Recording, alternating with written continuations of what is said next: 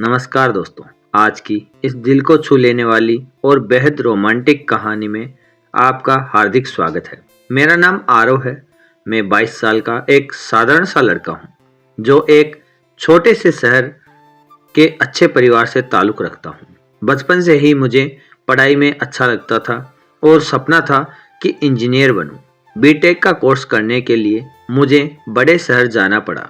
घर वालों से बात की तो मम्मी पापा ने एडमिशन तो तुरंत करा दिया, लेकिन किराए पर कमरा लेने की बात पर उन्होंने मना कर दिया। बोले, बेटा, शहर में हमारे दूर के रिश्ते की दीदी प्रिया और उनके पति विक्रम जी रहते हैं। उनका अपना बड़ा सा घर है। वहाँ रहोगे तो घर जैसा लगेगा और पैसा भी बचेगा। पापा ने विक्रम जीजाजी से फ़ोन पर बात की। जीजाजी ने बहुत खुशी से कहा, आरव को ज़रूर भेजिए। घर तो बहुत बड़ा है, लेकिन मैं अपनी नौकरी के कारण ज़्यादातर विदेश में ही रहता हूँ। प्रिया अकेली रहती है। आरव के आने से घर में रौनक आ जाएगी और उसकी पढ़ाई भी अच्छे से हो जाएगी। वह घर की देखभाल भी कर लेगा। बस अगले ही दिन में अपना सामान पैक करके उनके घर पहुँच गया। घर का दरवाज़ा खटखटाया तो सामने एक खूबसूरत मुस्कुराती हुई औरत खड़ी थी। साड़ी में लिपटी, बालों में हल्की सी गजरा और चेहरे पर वो गजब की चमक। मैं एक पल के लिए तो बस उन्हें देखता ही रह गया। वे मेरी दूर की दीदी प्रिया थी। उम्र करीब 29 साल। मैंने उन्हें पहली बार देखा था क्योंकि उनकी शादी के समय मैं छोटा था और जा नहीं पाया था। उन्होंने गर्मजोशी से गले लगाया और बोली, आओ आरव, अंदर आओ। मैं तुम्हारी प्रिया दीदी हूँ। इतने बड़े और हैंडसम हो गए हो तुम। घर के अंदर जीजाजी भी थे। विक्रम जीजाजी बहुत ही नेक दिल और हंसमुख इंसान थे। मुझे अपना कमरा दिखाया, फ्रिज खोलकर जूस निकाला और बोले, यहाँ तुम बिल्कुल अपने घर जैसे रहो। कोई तकलीफ हो तो प्रिया से कहना। मैं अगले हफ्ते ही फिर सऊदी जा रहा हूँ। उस शाम हम तीनों के साथ बैठकर खाना खाया। दीदी ने अपने हाथों से इतनी स्वादिष्ट पनीर की सब्जी, गर्मा गर्म रोटियां बनाई कि मैं भरपेट खाता चला गया। रात को देर तक बातें होती रही। मेरी पढ़ाई, उनका जीवन, बचपन की यादें। कुछ ही दिनों में मेरी और प्रिया दीदी की दोस्ती गहरी हो गई। जीजाजी के जाने के बाद घर में सिर्फ हम दोनों रह गए। दीदी मेरा पूरा ख्याल रखती। सुबह उठते ही गर्मा गर्म नाश्ता, कॉलेज के लिए टिफ़िन पैक करना, काम, शाम को मेरे आने का इंतज़ार करना। मैं भी उनके हर छोटी बड़ी मदद करता। कभी बाजार से सामान लाता, कभी घर के छोटे मोटे काम। हम साथ में टीवी देखते, पुरानी फिल्में चलाते और देर रात तक हंसते बोलते रहते। दीदी की हंसी की आवाज़ घर में गूंजती तो लगता जैसे कोई संगीत बज रहा हो। धीरे धीरे मैंने महसूस किया कि दीदी मेरे साथ बहुत घुल गई है। पहले थोड़ी औपचारिकता थी, लेकिन अब हम सबसे पर्सनल बातें भी करने लगे थे। एक शाम हम बालकनी में चाय पी रहे थे। सूरज डूब रहा था, हवा ठंडी थी। दीदी ने अचानक कहा, आरव, तुम्हें पता है मेरी शादी को 7 साल हो गए, लेकिन अभी तक कोई बच्चा नहीं है। उनकी आवाज़ में दर्द था। मैं चुपचाप सुनता रहा। उन्होंने आगे बताया, डॉक्टर ने कहा कि विक्रम में कुछ कमी है। मैं पूरी तरह ठीक हूँ, लेकिन समाज की नज़रें, रिश्तेदारों की बातें, हर त्योहार पर वो सवाल, सब सहना पड़ता है। कभी कभी लगता है जैसे मैं अधूरी हूँ। मैंने उनका हाथ थामा और कहा, दीदी आप अकेली नहीं, मैं हूं ना आपके साथ, सब ठीक हो जाएगा। उस शाम दीदी ने मेरे कंधे पर सर रखकर काफ़ी देर रोया था। मैंने उन्हें ढाढ़स बंधाया, बालों में हाथ फेरा और उस पल हमें दोनों को बहुत सुकून मिला। उस दिन के बाद हमारा रिश्ता और गहरा हो गया। दीदी मेरे लिए सिर्फ रिश्ते की दीदी नहीं, बल्कि एक बहुत करीबी दोस्त, एक साथी बन चुकी थी। जीजाजी ने महीनों में एक बार आते थे। एक घर में फिर रौनक आ जाती, लेकिन जाते ही दीदी का चेहरा उदास हो जाता। मैं उन्हें हंसाने की पूरी कोशिश करता। कभी बाहर डिनर पर ले जाता तो कभी उनकी पसंद की आइसक्रीम लेकर आता।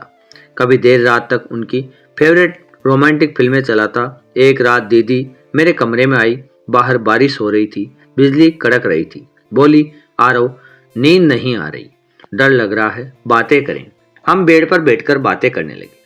दीदी ने कहा, तुम्हारे आने से पहले ये घर बहुत खाली लगता था, अब लगता है जैसे कोई अपना है जो मेरी हर बात समझता है।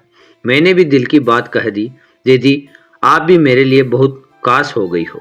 आपका साथ, आपकी मुस्कान, आपका ख्याल रखना, सब कुछ मेरे लिए अनमोल है। उस रात हमारी बातें बहुत गहरी हो गई। हमने एक दूसरे के दिल की सारी बातें सुनी। बाहर बारिश थम नहीं रही थी और हमारे दिलों में एक नई भावना जाग रही थी। समय ऐसे ही बीतता गया। हमारा रिश्ता दोस्ती से कहीं आगे बढ़ चुका था। एक दूसरे का साथ, अपनापन, ख्याल और प्यार, सब कुछ बहुत खूबसूरत था। दीदी के चेहरे पर फिर से वो पुरानी चमक लौट आई थी। वे फिर से हंसने लगी थी, गुनगुनाने लगी थी। कुछ महीनों बाद एक दिन दीदी ने मुझे बहुत खुशी से गले लगाया और बोली, आरव, मैं माँ बनने वाली हूँ। उनके चेहरे पर जो खुशी की चमक थी वह देखते ही बनती थी। आंखों में आंसू थे, लेकिन खुशी के। मैं भी बहुत खुश था, पर थोड़ा हैरान भी। दीदी ने मुस्कुराते हुए कहा, यह सब तुम्हारे आने के बाद ही संभव हुआ। तुमने मेरे जीवन में जो उम्मीद, जो खुशी और जो अपनापन लाया, उसके लिए मैं तुम्हें जिंदगी भर शुक्रगुजार रहूंगी। बाद में दीदी ने मुझे पूरा राज बताया। जब जीजाजी को अपनी कमी का पता चला तो वे बहुत टूट गए थे। उन्होंने दीदी से कहा था कि अगर आरव जैसा कोई अपना यहाँ रहे तो शायद घर में नई खुशी आ जाए। वे नहीं चाहते थे कि दीदी कभी अकेलापन महसूस करे या समाज की कड़वी बातें सहे। जीजाजी ने खुद यह फैसला लिया था कि घर में खुशी वापस आए, चाहे जैसे भी। यह सुनकर मेरे दिल को बहुत राहत मिली। जीजाजी ने फोन पर मुझे भी धन्यवाद कहा और बोले, आरो बेटा, तुमने हमारे घर को पूरा कर दिया। हम तीनों अब खुशहाल परिवार हैं। 9 महीने बाद दीदी ने एक बहुत ही प्यारे से बेटे को जन्म दिया। घर में बच्चे की किलकारियां गूंजने लगी। जीजाजी ने विदेश की नौकरी हमेशा के लिए छोड़ दी और शहर में ही अच्छी नौकरी शुरू कर दी। अब वे हमेशा घर पर रहते थे। परिवार पूरा हो गया था। खुशियां, प्यार और अपनापन सब कुछ था।